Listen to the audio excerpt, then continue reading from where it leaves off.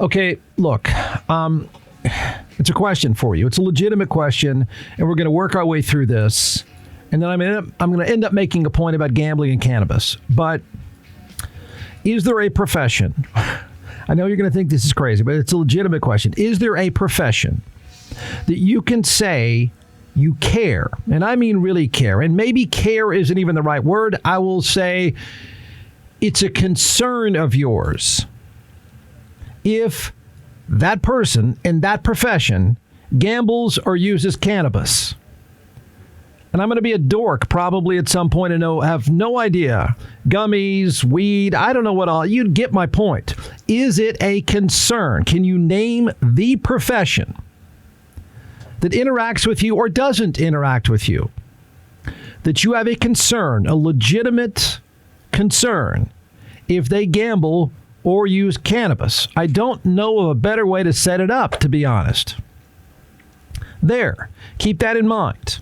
Now, there's two parts to this, and one of them is betting, and the other is cannabis. Now, for full disclosure, many of you know we live in a state, a righteous state, a holier-than-thou state, where these, according to our guiding light of morality, that would be your Texas legislature. Other states can only be envious of what we have. I mean, we don't just have lawmakers. We have pastors in the Capitol. Rabbis in the Capitol. I mean, they are your guiding light. They know it all. They know all for you and your morality and your kids' morality. So we're in a state where this stuff is sinful, that it's never an issue for us because it's too sinful. It's not going to be legalized because we don't do what other states do because we're more righteous than other states. So we're going to have to pretend a little bit.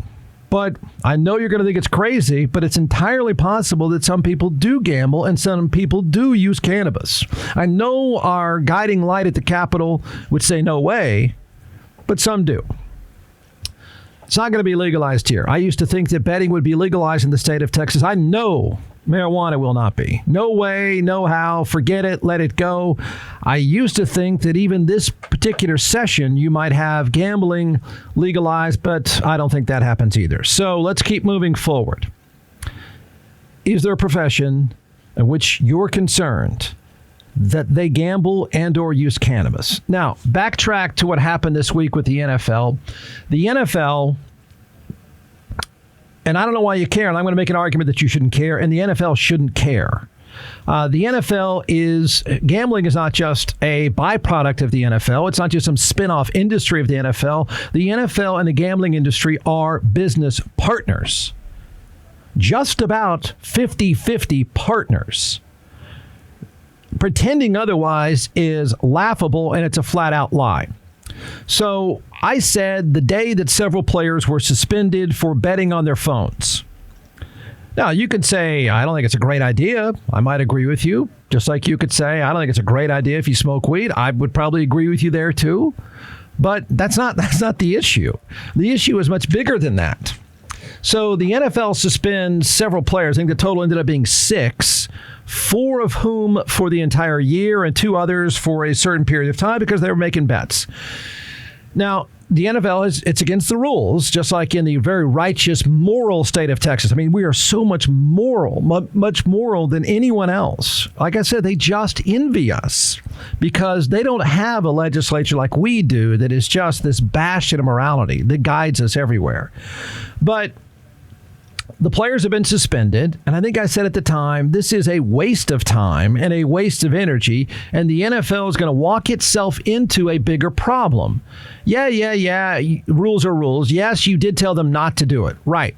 But you need to pivot and change course because you can't embrace the industry and then turn around and expect your employees to follow that perfectly. And it's not necessary. So let me make the point that it's not necessary to crack down on players betting. It's not necessary, just like it's not worth my taxpayer dollars, nor yours, I would submit, for you to worry if somebody is smoking weed or not. It's not worth my money. It's not worth my money to try to save you from gambling either. It's not worth my tax dollars. That doesn't mean I think it's a great idea for you. It's not worth the effort to stop you. It's just not. It's not worth the effort of the NFL to end up suspending people for betting on their phones when the entire industry is a business partner. Now, people are going to say, but Jeff, let me make the argument why for betting, it's not worth anybody's time to suspend people. But Jeff, let's say, for example, one of the 6 players was betting on one of their games. Okay, let's say that. Let's just say, for example, it's a Dallas Cowboys player. Now, I know this wouldn't happen in Texas because we know better. We're more moral than other states because we have the Texas legislature that guides us. So this is really kind of a hypothetical here because we don't do this stuff. Because they guide us, so we don't do it. But let's just say it's a player for the Dallas Cowboys, and they're going to play the New York Giants, and he has out his phone and he places a bet for the Giants v. Cowboys. And let's say that it's a person that could really impact the outcome of a game, directly impact the outcome of a game. Kicker or quarterback, the ball's in their hands or the ball's at their feet. They can make a scoring difference whenever they're on the field, correct? So let's just say it's whoever the next field goal kicker is for the Dallas Cowboys. God knows the last one flamed out. So that person places a bet that... it's 2 ways to look at this. That person places a bet that the Cowboys will cover. It is a 3-point spread. Dallas is up by 1 point with a minute and a half left, and it's a 38-yard field goal. They decide to kick the field goal to put them up by 4, which would be the smart thing to do. I can't promise you that Mike McCarthy would do that because he doesn't always do the smart thing because he can't add and subtract. But let's say that kicker, fill-in-the-blank kicker, decided to make a bet on the Cowboys. You do understand how things would have to line up so perfectly, right? So perfectly that person could then make a bet going into that weekend and then hope like crazy that everything sets up just right so they could have an impact on the game. And even with that person would have to bet so much money on that game, and everything would have to work so perfectly for them to adjust the spread, cover the spread, not cover the spread, for them to make enough money to offset the salary they would lose when he misses the kick is absurd. It's not worth the effort. It's not even going to set up. Even if these 6 players, get my point, even if one of them is the field goal kicker of the Dallas Cowboys playing the Giants, and let's say he bet on the Giants to cover. What a jackass move, first of all, but let's just say that. Let's just take this to the extreme. All right, so he bets, I don't know. It's 3rd game of the season. We'll make this up. He bet for the Giants to cover. He's going onto the field for a 38-yard field goal with the Cowboys up by 1. He makes the field goal, which is at about a 92% clip, probably. Not last year, but more times than not. Let's say it's a 90% chance. He typically is going to convert 90% of the time from 38 yards. And so he thinks, well, wait a minute. I made a $5,000 bet. You want to say a 10? Okay, let's say it's 10. He bet $10,000 the week of the Cowboys game for the Giants to cover. And for that $10,000, everything has to be set up perfectly. Perfectly. For him to then go in and whiff that kick, pull hook it into Arlington, into Six Flags, to then make a difference to collect on that bet. So let's say it's a $10,000 bet. Everything works out perfectly, and he thinks, okay, now I can pull hook this kick, and we can lose, and I'll collect, what do you want to say, 100,000? 150? What would it be? Max payout. What would it be to make this bet? Let's say it's 250. Okay, he trots out there and he snap hooks it on purpose. Didn't tell anybody it was on purpose, but it is just a horrific Brett Maher-like snap hook. Okay, he misses. They lose. He covers his bet. You know what? On Tuesday, he gets fired. So, well, he made the 250, Jeff. Yeah, and he lost 600 in salary. It doesn't equate. The fear of throwing a game in legalized sports betting. One, the game has to set up perfectly for your bet to even work out. you'd have to be in the perfect position, quarterback, kicker, to even have an impact on the actual score in that exact moment. And then if you pulled all that stuff off, if everything's set up perfectly, you bet every single week, you bet $10,000 a week, then to collect, you'd have to justify it being more than your salary, which is probably unlikely on the bet.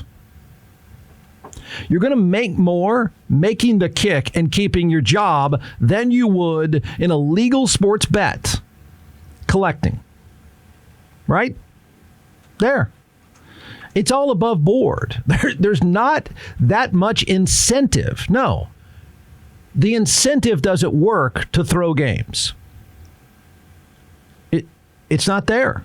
Some guy may try to do it, and he's going to lose his job in the process. You go and snap enough. If you miss enough field goals, you're going to lose your job whether they think you're throwing the game or not. If you were trying to throw the game, you're going to lose your job, and you're going to lose a salary that is more than the bets would have paid you. That's betting. That's the ridiculous enforcement of betting. I didn't say you should suggest. I didn't say you should not want your employees to be betting. You can have whatever rules you want at the office about phones. What I'm saying is being so strict. I was going to use a Texas legislature like example, say draconian, how we operate. But I'll just say strict. If you're going to be so strict about betting, even though you're business partners, your absolute full-on 50-50 business partners all year long, 360 days out of the year, you're touting each other. But if you're going to be that strict about this, you're begging for trouble because it's not worth it. It's not. There's no scenario you can come up with, I challenge you to, that you can come up with that justifies throwing a game in legal sports betting. Go ahead. I want to hear it. I want to hear why some players should give up at least, at bare minimum, a $500,000 a year salary to go throw a game to make $250,000. A quarterback, minimum. Find me a quarterback that matters. First of all, but Jeff, what if Cooper Rush, who makes, Cooper Rush probably makes $1.5 million, maybe more than that. He doesn't even know when he's going to get in the game to throw it. And if you were to get in the game and think, okay, now I got a chance to throw a couple picks. Good, I'll do it. All right, he throws a couple picks. Oh, and he pulls it off perfectly. And he acts sad about it. It's a bummer, man. I played so terribly today. We lost by 1 point. In his mind, he's thinking, okay, I can collect on this bet. You really think he's going to collect a couple $1 million on the bet? Is it really worth risking your job? Is it really worth risking the money out of your own pocket to hope that you get in the game to throw the game? It really is absurd. Suspending guys and making this so harsh is begging for trouble, more trouble than it's worth. There's the betting part. There is the pushback on betting. Now, notice at no point am I saying you should bet. Do what you want. If you don't want to bet, then don't bet. If you find it immoral, you find it immoral. And there are people with problems. I'm not saying that the sinful act, according to the Texas legislature, is a great idea for everybody. The difference is how you punish somebody for the perfectly legal act. Whether you're playing football or not, I'm just giving the betting example of football, and the fear is they're going to throw games, and that fear is absurd. They're not going to throw games. It's not worth it. Those guys can add. I got to promise you, when you're 25, you know what you'd like to do? You'd like to make a lot of money, whether you're a football player or not, because it's a short shelf life. You know what you probably wouldn't want to do is try to bet away your entire career to hope that you might make a few extra bucks betting. It's not worth throwing a game. It's just not. So there's the betting part. And then cannabis. Won't happen in this state. No way, no how. We know that much. No chance. But then you get back to my original question. Okay, so here it comes. Is there a profession that you can say that you care? I'm sorry, or you're concerned if they gamble or use cannabis? Now that I've made the gambling argument, I'm not saying it's a good idea for you to do it. What I'm saying is it's not worth the punishment. Tax dollars or suspending guys. The punishment is not worth the hassle. Got it? Cannabis. I'm a red wine person. Maybe I should try cannabis. I don't know. Again, it's not worth my money to prosecute you for that. The punishment is not worth it. So I'll go back to my question about, are you really concerned? This issue with cannabis. Your kid's teacher, are you worried if they use cannabis? I'm being sincere. Would you not want that to happen? Would you want some rules in place that stop it from happening? Okay, so let's just run down a list. I'll make them up. Your kid's teacher. I have a lot of kids. I don't care. Now, if you suck at your job and you're drooling on yourself, whether it's cannabis or Cabernet or whatever, yeah, I probably care. Your surgeon, I don't know. I mean, maybe, I'm not sure. Your dentist, is there a profession that you can say, I don't want fill in the blank using cannabis or betting online? Well, we've already made the argument for betting, so let's just talk about cannabis, which will not happen in this state. Will not. No. I started asking the question a decade ago, and I'm a nuts and twigs guy. So a truck driver, maybe. I'm trying to think of the industries in which we should care whether they use cannabis. And I don't even care what form. I'm asking a sincere question. I don't even know if I'm that concerned that the truck driver's doing it, but maybe so. Maybe there's an example or two. So I say for now that I don't think I want my surgeon or truck driver using cannabis, but I'm really not entirely sure. Maybe you can convince me otherwise. That's not at all the point. Okay? You live in Texas where they regulate anything and everything. We live in the greatest nanny state on the planet. And I said nanny state. Even though we have massive obesity rates, it is the nanny state. So I don't want to spend my tax dollars prosecuting you about sexuality, morality, or something that relates to health. I don't. I mean, if that were the case, we would be prosecuting people for obesity rates and the expense that creates. So let's move on. It's a weird setup to this whole thing. Should you care? Should you care? So I just made the argument about the NFL and betting. I cannot believe what the world of track and field is doing. This is now at least the second high-profile American athlete, this one happens to be from Austin, kicked out of her sport for cannabis. Like I said, if you make a list of athletes, entertainers, professions, where does cannabis fit that you say, no, we can't have that? Surely the long jump doesn't count. I think suspending players over betting is absurd. I've tried to make the argument suspending players over betting is absurd. It's not worth it. I can sit here and make the argument all day long, even though you live in a righteous nanny state, that prosecuting you for these sinful things, these unhealthy things, is not worth our time. I have no idea how in the world track and field has decided to punish people for cannabis. What? Really? I mean, what's the problem here? Again, help me. Maybe I don't understand the science. U.S. track and field champion, or Olympian, Tara Davis Woodall has been stripped of her national title and suspended following an anti-doping rule violation. I grew up and played in an industry where it was full of doping. Full of it. Everywhere. All the time. Syringes were all commonplace. Performance enhancing, you don't want to allow. If you were in the industry, you would say, I don't want cheating. It's not fair. I'm not going to, if it's about diet and exercise, let's make it about diet and exercise. Are you telling me that cannabis really matters in the grand scheme of long jumping? What? You got kicked out for cannabis? She did. The U.S. Anti-Doping Agency announced that Davis Woodall, I think she's from Austin, went to University of Texas. Davis Woodall tested positive for THC, the main psychoactive compound found in marijuana in a sample collected in February after she won the long jump title at the 2023 U.S. Indoor Track and Field Championships. Her suspension was reduced because she successfully completed a substance abuse treatment program. Are you freaking kidding me? Really? If we slammed everybody to substance abuse programs for cannabis, there's no one on the highway. Those are big hospitals. How big is that treatment program? My God, it's 85% of any city.